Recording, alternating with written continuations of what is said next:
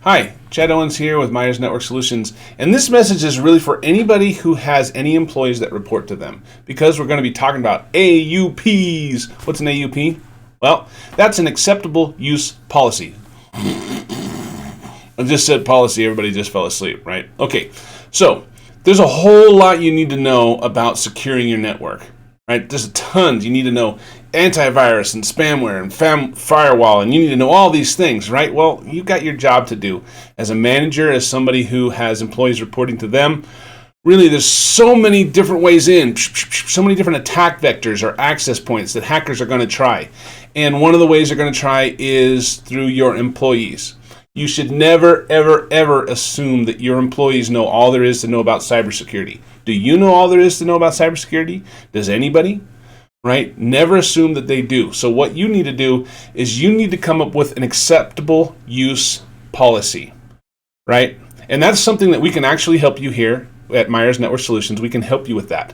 But what you need to do is you need to come up with kind of like not a one thing. There's no one silver bullet to make you secure. It's a series of things that you need to implement and be constantly vigilant about. You need to be installing and updating and all this kind of stuff. That's where we come in. That's where we help. But the basic foundation is this acceptable use policy and then training your employees how to use it. So what is it?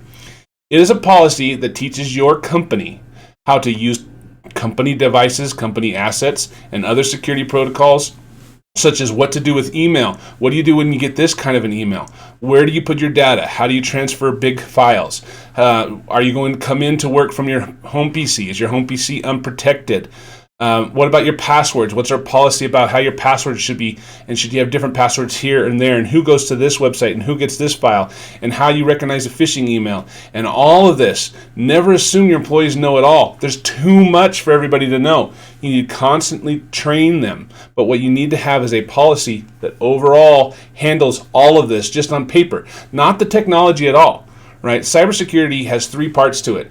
Education of your employees and yourself, right? Policies that come from the top down that tell people this is what you expect of them. And then there's the technology to help you do all that, right? So acceptable use policies. If you have an employee that does not know that they're not supposed to click links in email because there's no policy about what to do with an email like that, and then they put something onto your network, part of that responsibility lies on you as their manager, as their CEO, as their CTO. Right? Because you never created a policy that told them how to react. And you can't expect them all to be cybersecurity engineers or experts, right? So you don't really want to leave it up to everybody on their own to make their own decisions. You want to come up with a policy. This is how we will react to these things. This is how we're going to update our firewall. These are what we're going to do step by step. And if you need help creating such a policy, that's what we're here for. That's one of the things that we can do. So contact us. I hope this has been helpful. I hope you didn't fall asleep as soon as I said policy. I know this policy is often the most boring, but it's actually one of the easiest things to do with cybersecurity, because you just get all the minds in a room and you ask a bunch of questions down a list and you come up with an answer. You don't actually have to go buy anything. You don't have to actually install anything. You just have to write it down on paper, and then you have to communicate it to your people. And then after that, once you decide on the policy, that helps you decide which technology you want to buy and implement and pay for and all of that. But without that policy, you're kind of just floating out there in this huge sea without any direction.